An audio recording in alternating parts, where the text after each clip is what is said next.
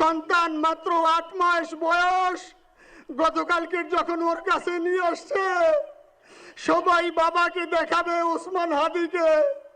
আমি বললাম কি লাভ হবে, ও তো কোনোদিন ওর বাবার চেহারা কথা বলতে পারবে না। আসসালামু আলাইকুম ওয়া রাহমাতুল্লাহি ওয়া বারাকাতুহু। নাহমাদুহু ওয়া নুসাল্লি আলা রাসূলিহিল কারীম, আম্মা বা'দ। ফাআউযু বিল্লাহি মিনাশ শাইতানির রাজীম। বিসমিল্লাহির রহমানির রহিম। কুল্লু নাফসিন যায়িকাতুল মাউত। সাদাকাল্লাহুল আযীম। সম্মানিত হাজিরিন,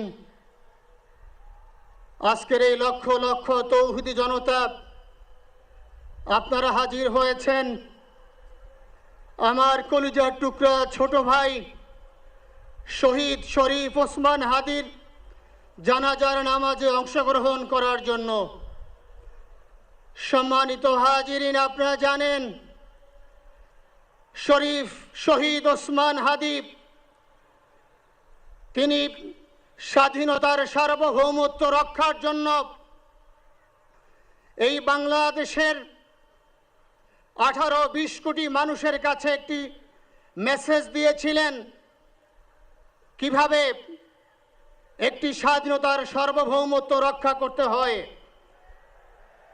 আজকের বড় পরিতাপের বিষয়, আমার বলার মতো কোনো অবস্থা নেই। আপনারা জানেন যে শরীফ ওসমান হাদির একটি বাচ্চা মাত্র 8 মাস বয়স। ওর বাচ্চা যখন জন্ম হয়েছে আমাকে বলেছেন, ভাই আমার বাচ্চার জন্য একটি নাম নির্বাচন করেন, যেই নামের মধ্যে বিপ্লবী চেতনা থাকবে। আমার সন্তানের জন্য একটি নাম নির্বাচন করেন, যেই নামটা সাহসিকতার পরিচয় বহন করবে।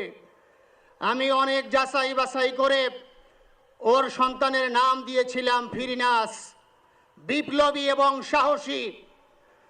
সম্মানিত ভাইয়েরা, আজকের ওর সন্তানের চেহারার দিকে তাকানো যায় না।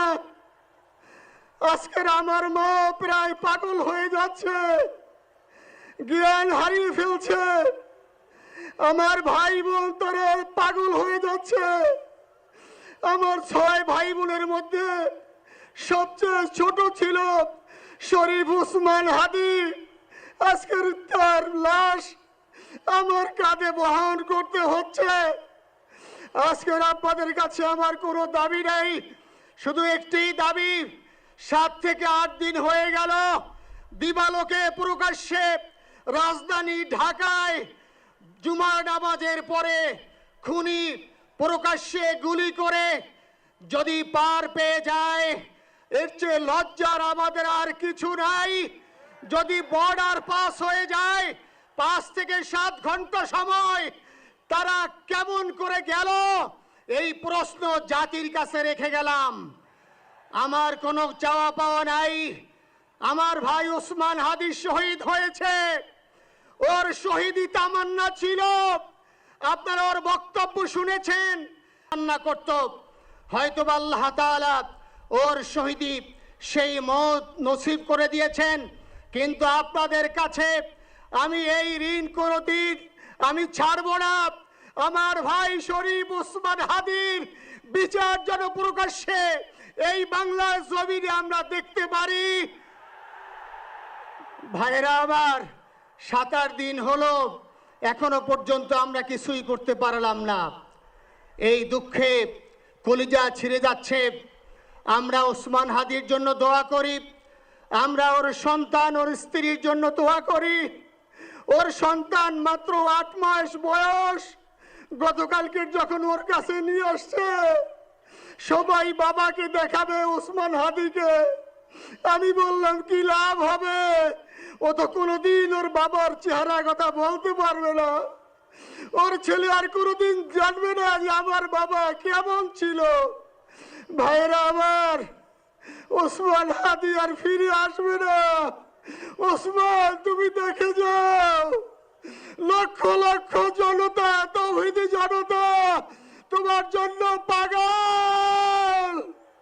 ওসমান, তুমি বড় নাই, তুমি আমাদেরকে পাগল বানাই দিয়ে গেছো।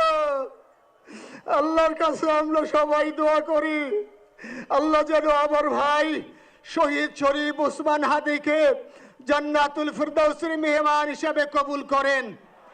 আল্লাহ তাআলার কাছে দোয়া করছি, আয় আল্লাহ তাআলা আমরা যারা বেঁচে আছি ঈমানের সাথে স্বাধীনতার সার্বভৌমত্ব রক্ষা করে তৌহিদের দ্বীপ বাংলাদেশকে যেন আমরা রক্ষা করতে পারি, সেই তৌফিক আল্লাহ তাআলা আমাদের নসিব করুন। আপনাদের সবার কাছে দোয়া চাচ্ছি।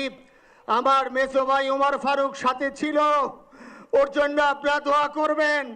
আমার ছোট বোন মাসুমা অ্যাবনর্মাল হয়ে গেছে, তাকে চিকিৎসা করাচ্ছি, ডাক্তাররা বলছে অনেক বেশি সমস্যা। আমাদের পরিবারের জন্য একটু দোয়া করবেন। আমাদের আর কোনো চাওয়া পাওয়া নাই। শরীফ ওসমান হাদি তুমি বেঁচে থাকো, আমরা ওর জন্য দোয়া করি। আল্লাহ তাআলা শরীফ ওসমান হাদিকে জান্নাতের সর্বোচ্চ মাকাম নসিব করুন, আমিন। আসসালামু আলাইকুম ওয়া রাহমাতুল্লাহি ওয়া বারাকাতুহু।